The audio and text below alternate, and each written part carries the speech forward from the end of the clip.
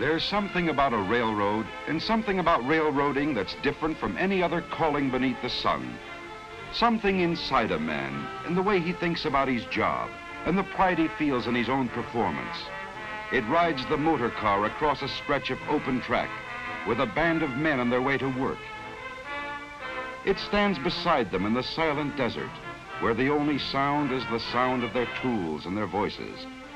It walks with the man who works alone, marches with thousands who work together.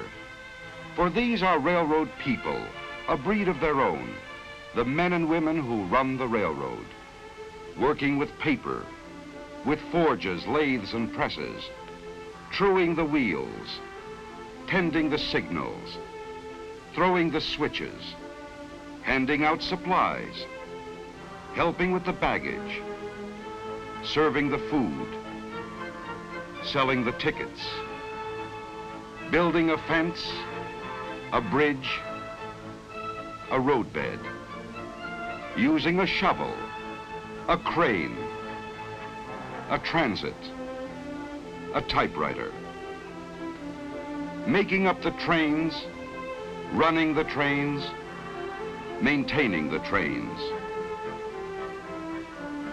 This is my railroad, 100,000 men and women working together to serve one purpose, to keep a railroad running.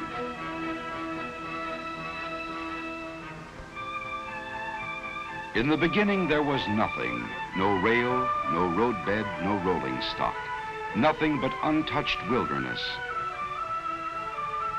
But in the wilderness was also a promise, the promise of a Western empire which could make one nation as wide as a continent if it could be bound together with bands of steel. Where few men had dared to walk, a path was cleared.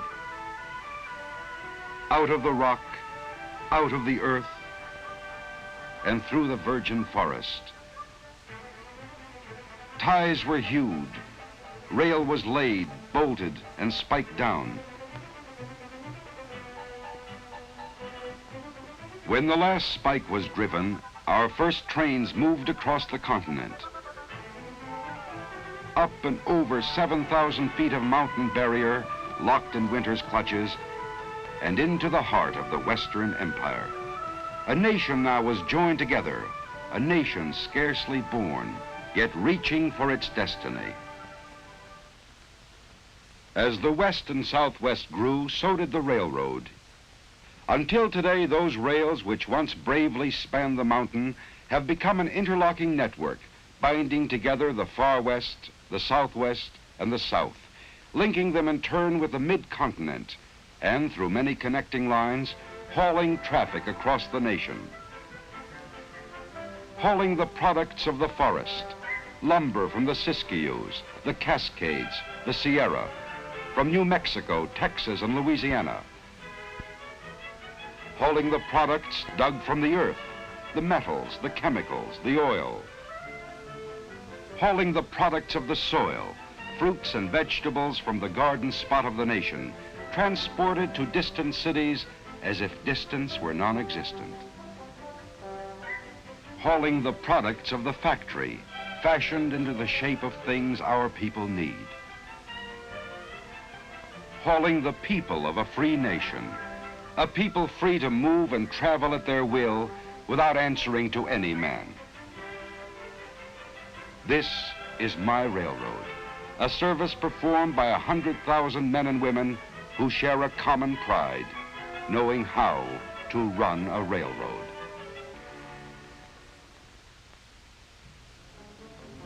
Well, railroading's quite a job, and it seems to be getting bigger all the time.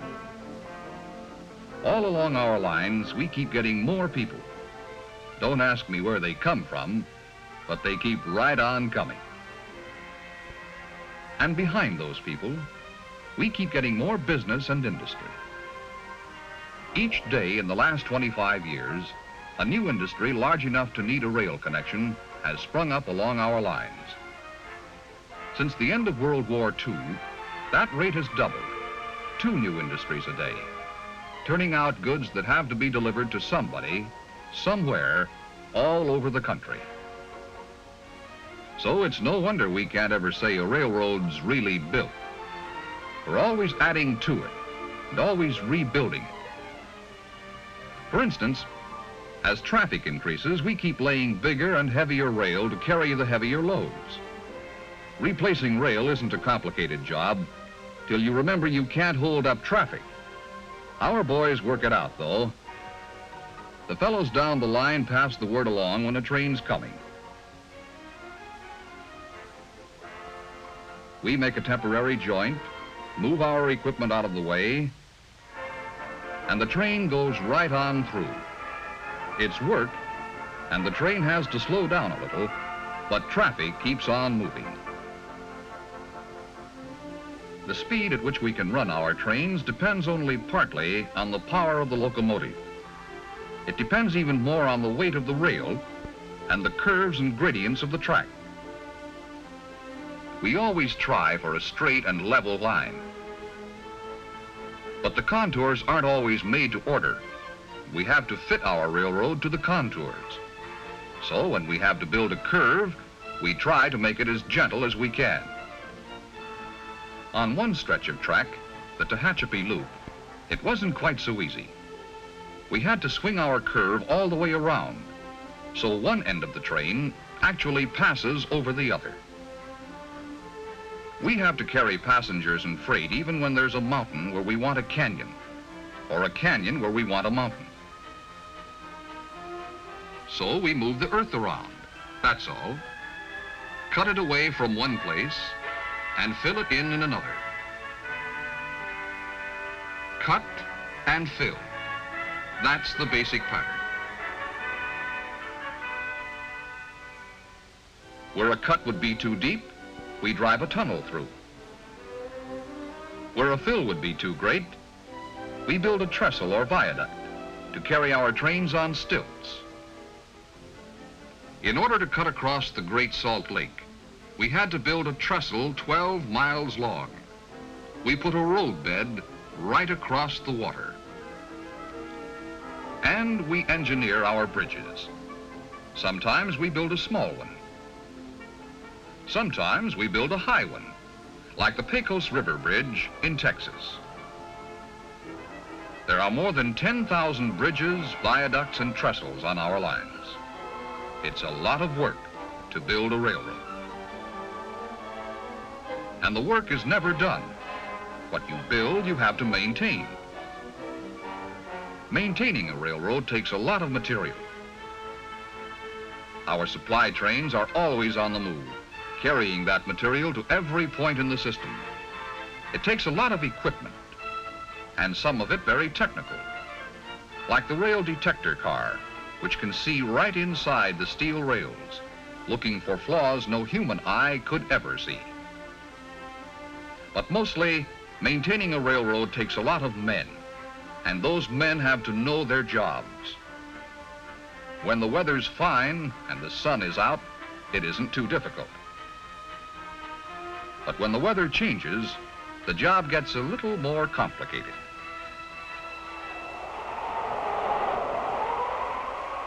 When the wind whips up a desert sandstorm, we've got a real fight on our hands.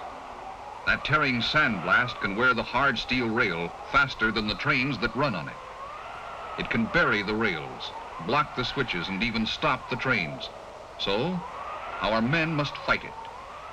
This is no easy way to make a living, but railroad men can take it, working as steadily as the wind itself, for as long as the wind keeps blowing.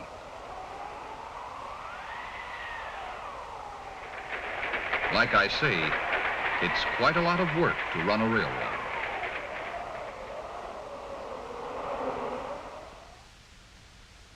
Who are these people who run the railroad, who keep the railroad running? We're a plain and friendly people living in the cities, towns, and rural districts of 8 states, living among our friends and neighbors, whose patronage of the railroad gives us the work by which we earn our living. We in turn contribute to the communities in which we live. We pay our taxes, take an active part in community life, and buy from merchants up and down the streets of 1,000 towns. We're members of clubs, women's clubs and service clubs, and members of sports clubs too, both as players and as spectators. We all have fun, don't we, Bub? Yes, we're a plain and friendly people, we who run the railroad. We who run the railroad in sun and storm, in summer and in winter, in order to carry the people and the products of a nation, so that one man may exchange his goods with other men, and they in turn with him, in the working pattern of a free economy.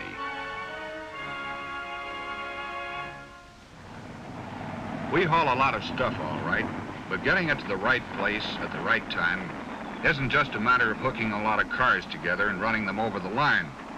Every train has to be made up according to a carefully worked out plan. So naturally, we think our end of the job in the railroad yards is an important part of railroading, because that's where the trains are put together. All along the line, cars come into these yards to be routed and rerouted to their destinations. In the yards, we sort them and shuffle the individual cars into new trains.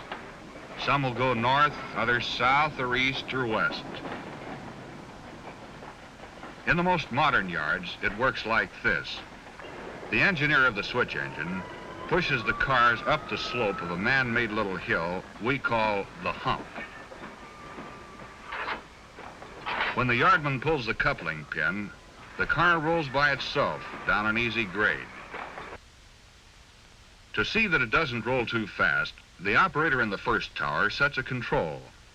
And down on the track, the wheels of the car get an electronic squeeze to slow it down. It's still a little too fast, so another control is set, and a second set of squeezers brings it down to proper speed. Now, the operator in the next tower takes over and sends it to the right track to join up with other cars slated for the same destination. It has to be handled just right. Maybe there's furniture in that car, or maybe a load of dishes. If it rolls down the hump too fast, it'll hit like a head-on collision. It's got to come in real easy, right to the coupler like a cushion. That's what you might call a push-button railroad, but it still takes a good man to run it, and a good team on the ground to back him up.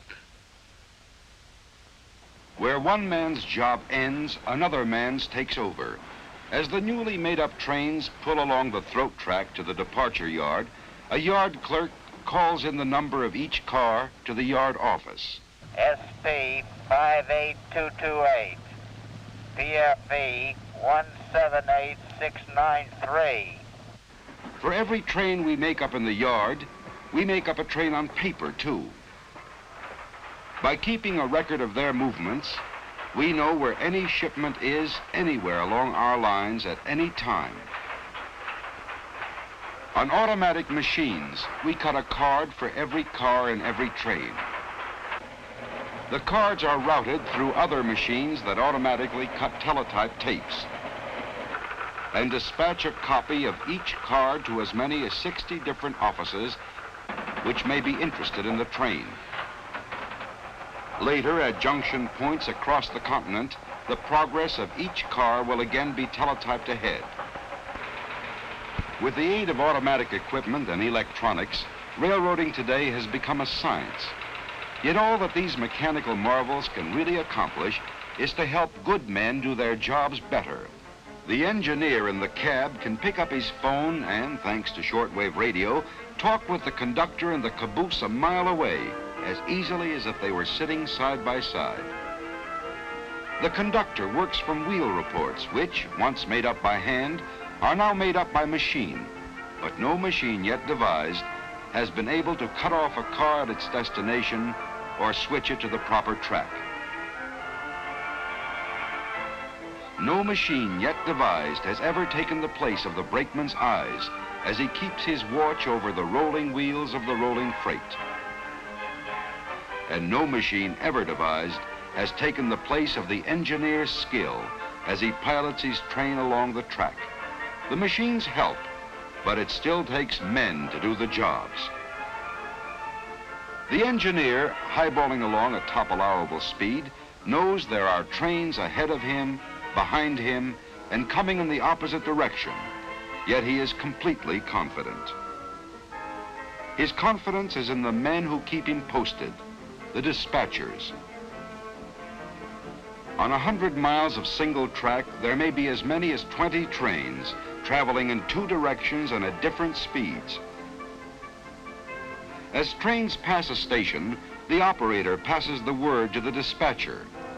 He checks one report against the other and transmits his orders on ahead to be picked up along the line.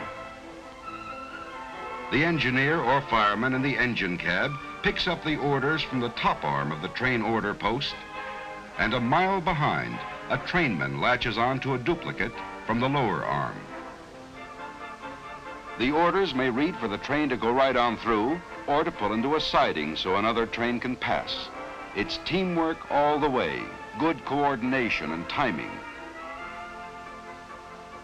And the automatic block signal system provides a safe double check. On the busier sections of single track line, dispatchers can speed up the traffic flow with the aid of an electronic system called Centralized Traffic Control, or CTC. CTC is the dream of almost every boy and man, a railroad at your fingertips, 100 miles of track before your eyes. Out on the line, 2 freight trains push on toward each other on the same track. To the dispatcher miles away, they are lights on his CTC board, lights moving toward a siding. Then a flick of a remote control switch,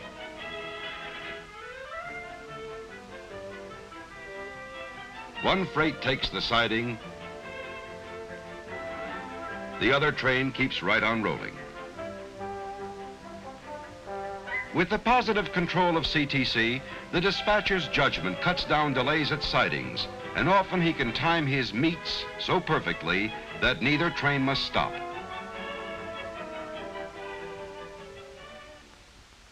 Yes, behind the men who run the trains are many men who help to keep them running. No man works alone, for each man's work depends on others' work. Others like the shopmen.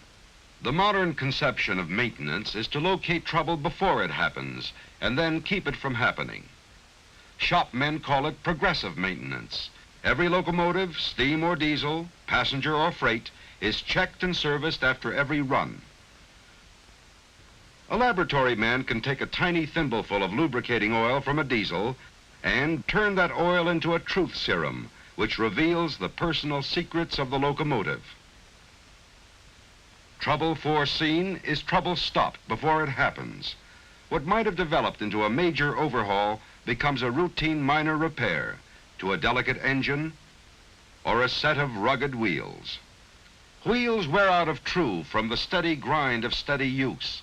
Shopmen can true up the wheels without even taking them off the engine. It takes quite a machine to handle the job and quite a man to handle the machine. Give men with know-how the tools and machines, and there is no limit to the precision work they can turn out, from maintaining engines to rebuilding the cars those engines pull. To the men in the shops, like those at Houston, Texas, rebuilding cars is an everyday story. One by one, old wooden cars are dismantled, marched through the shop assembly line, and transformed into all steel cars better than before. Yes, it's the shopmen who keep them rolling. We couldn't provide good service to our passengers and shippers if it weren't for these men that passengers and shippers never see. But a railroad has its front men too, the men in the stations, who are the railroad to those the railroad serves. In the smaller towns, one man alone must do the many jobs, the station agent. He advises passengers and sells the tickets, handles baggage and manages shipments, and looks after the needs of our customers and shippers. He knows more about the railroad than anyone else in town, and more about the town than anyone else on the railroad. He's the man who keeps the railroad humming and who keeps it human. In the larger cities, it takes many people to do the many jobs, but the human side is just the same.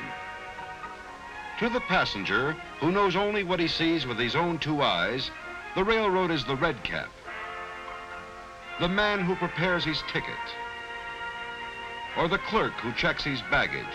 It is all the men and women with whom he deals, in stations or on the trains.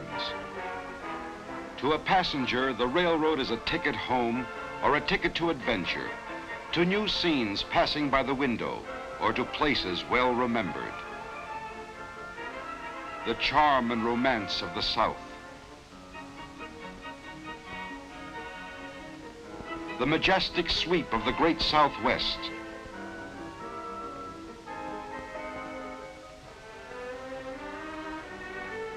The color and beauty on the shores of the Pacific. It is beauty in unexpected places, beauty that changes with the seasons. Spring is the gentle season, as fragile as the blossom on the branch. Spring brings the poppy to the coastland, the yucca to the hills. Along Louisiana bayous, soft colors light the water hyacinth. The year turns and the summer sun lies hot upon the land. But with the tang of autumn, the colors change upon the trees. A delicate tracery on the leaf, a broad brush stroke on the mountainside.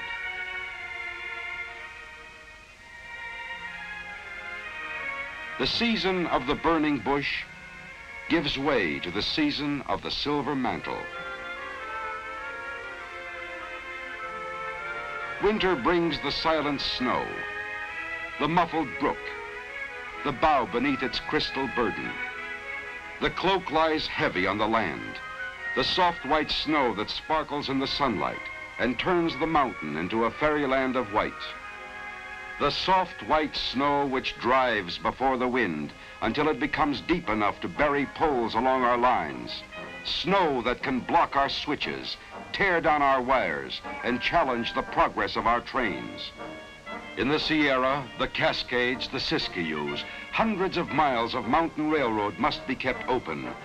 The trains must go through.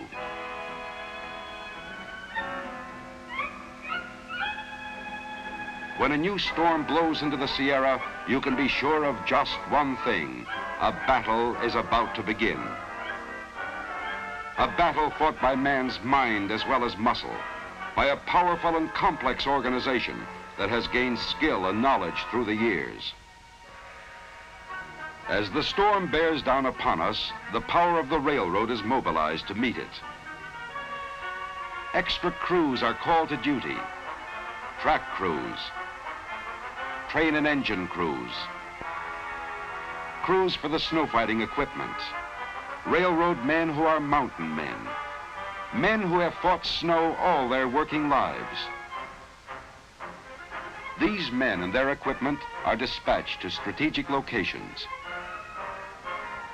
At their battle stations, they watch and wait, knowing the call will come, and that when it does, all our efforts will be bent in one direction, to keep the trains moving. Calling Rotary 7205. Snow is piling up at milepost 193. Men and machine move in against the storm. The line must be kept open. Gold Run to Dutch Flat, Blue Canyon to Emigrant Gap, Cisco to Norden to Donner Summit and down the other side. The line must be kept open. Dispatchers work to keep the flow of traffic moving through the mounting fury of the storm. Trains west, trains east, rotaries in both directions. Always on the railroad when the chips are down, the man with the shovel gets to work. Switches must be kept clear. They must be kept from freezing. The trains must keep moving. Somewhere on the mountain, a wire is down. A slender wire that holds the battle line together. We fall back on our radio, but we need that wire. When the break is located by radar, a man goes out to mend it. Now fixing it becomes a personal matter between one man and the storm.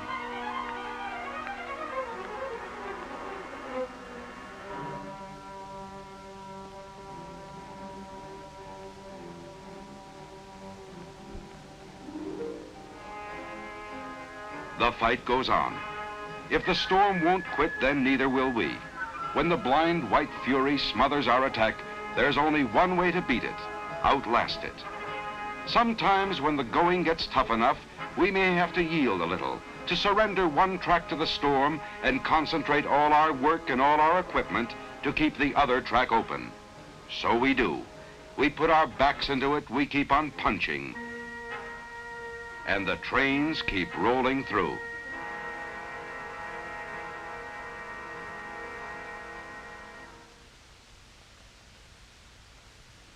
At last the clouds begin to break. The wind dies, the storm has spent its anger. The snow once more is a white and silent sea, gleaming in the sun. The battle is over, but not the work. Our buried wires must be dug free to safeguard communications if another onslaught comes. On the open lines of track, fast-moving flangers clear the snow from between the rails. But on the second track, where the storm closed us in and we made a temporary surrender, the big rotaries still have a job to do.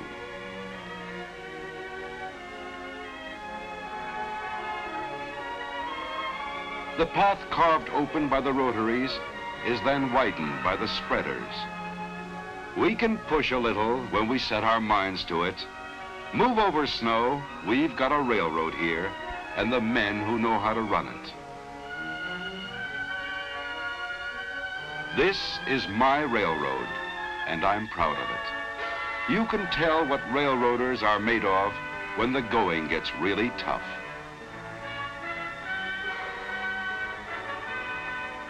Yes, there's something about a railroad and something about the railroaders who keep it running. Through sun and storm, in summer and in winter, in order to carry the people and the products of a nation. For a railroad is more than roadbed and rolling stock, more than yards and shops and offices. A railroad is railroad people, men and women working together, each one doing one job proudly, whatever that job may be. Men and women working together and sharing a common pride, knowing how to run their railroad. A heritage from the past, a service to the present, a dream for the future still to come.